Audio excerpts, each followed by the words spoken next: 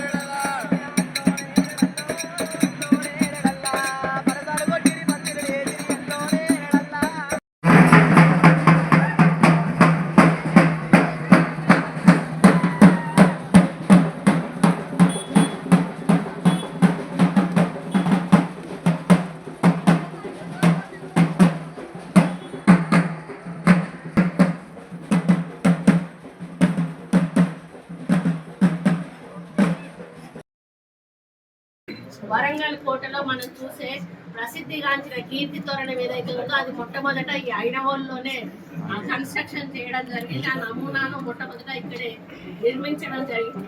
ఈ నిర్మాణ శైలి అనేది చాళుక్య నిర్మాణ శైలిలో ఉంటుంది. ఆలయంలోని 108 స్తంభాలతో కూడినటువంటి నృత్య మండపము ఒక రథము ఆకృతిలో ఉండి భక్తులను ఇక్కడ కనువిందు చేస్తూ ఉంటుంది. మరి 7 అడుగుల ఎత్తులో చతుర్భుజాకారంలో ఘోర మీసాలతో మూర్తి రూపంలో కూడా దర్శనమిస్తారు. స్వామికి ఇరువైపులా కూడా బృందక్షితమ్మ బలిజ మేడమ్మ మరి దేవేరులు ఉంటారు. మరి ఇక్కడ ముఖ్యమైన సెలబ్రేషన్స్ ఏంటంటే ఈ జాతర సందర్భము జానపద సంస్కృతికి అద్దం పడుతుంది. బ్రహ్మోత్సవాలు ప్రతి సంవత్సరం కూడా మకర సంక్రాంతి అంటే భోగి రోజున ప్రారంభమై ఉగాది వరకు కూడా సుమారు 3 నెలల పాటు కూడా ఈ కార్యక్రమాలు జరుగుతాయి. దీంట్లో ముఖ్యంగా పట్నాలు వేయడం, కుర్మ పూజారులు, ఒగ్గు పూజారులు మరి రంగురంగుల పొడులతో ఆలయ ప్రాంగణంలో రంగుల పట్నాలు వేస్తారు. మరి దీనిని స్వామివారి కళ్యాణంగా కూడా భావిస్తారు.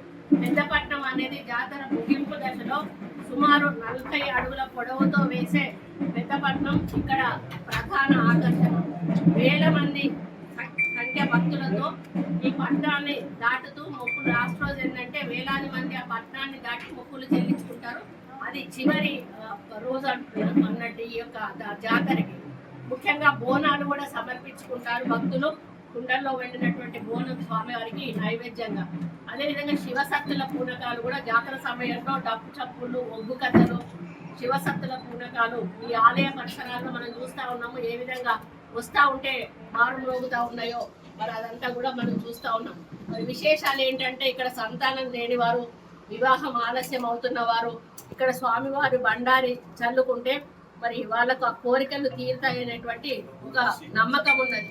కాబట్టి ఇటువంటి ప్రసిద్ధిగాంచినటువంటి ఈ ఐనవోలు మరి జాతరను గత ప్రభుత్వం అయితే ఈ యొక్క గుడిని ఇక్కడ కూడా మరి అభివృద్ధి చేసిన దాఖలాలు లేవు. మరి ఇప్పుడే ఎమ్మెల్యే గారు బయలుదేరుతున్నటువంటి ఐనవోలు జాతర బ్రహ్మోత్సవాలను విజయవంతం చేయాల్సిందిగా ప్రభుత్వం కూడా తెలంగాణ ప్రభుత్వం, ముఖ్యమంత్రి రేవంత్ రెడ్డి గారు, మంత్రులు సురేఖ గారు, ఎమ్మెల్యే నాగరాజు గారు ఇతర అందరూ కూడా బ్రహ్మాండమైన ఏర్పాట్లు మా చైర్మన్ కంపి చేస్తున్నారు. కాబట్టి అందరూ వచ్చి దర్శించుకొని వెళ్ళాల్సిందిగా మరొకసారి భక్తుల్ని ప్రత్యేకంగా వేడుకుంటున్నారు. అందులో భాగంగా మా మార్నేని వంశస్థుల నిర్వహిస్తున్నటువంటి పెద్ద బండి రథం రేపు సాయంత్రం 5 గంటలకు ప్రారంభమవుతుంది.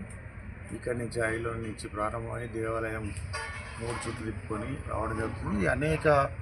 కొన్ని వందల సంవత్సరాల నుంచి నడుస్తున్నటువంటి ట్రెడిషన్ మా పెద్ద బండి.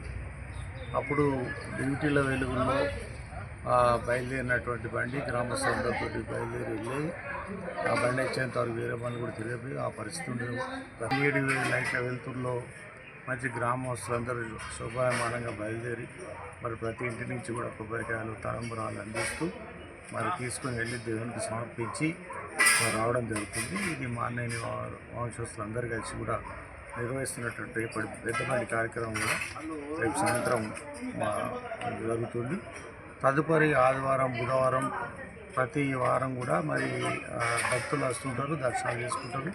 కాబట్టి సంతానం కావాల్సినటువంటి వాళ్ళు, లేకపోతే ఏదైనా ఆరోగ్యం మచ్చలేనటువంటి వాళ్ళు, లేకపోతే ఇంకా ఏమైనా ఇబ్బందులు ఉన్నటువంటి వాళ్ళు విద్యా విషయంలో కానీ ఇతర విషయాల్లో కానీ మరి దేవుని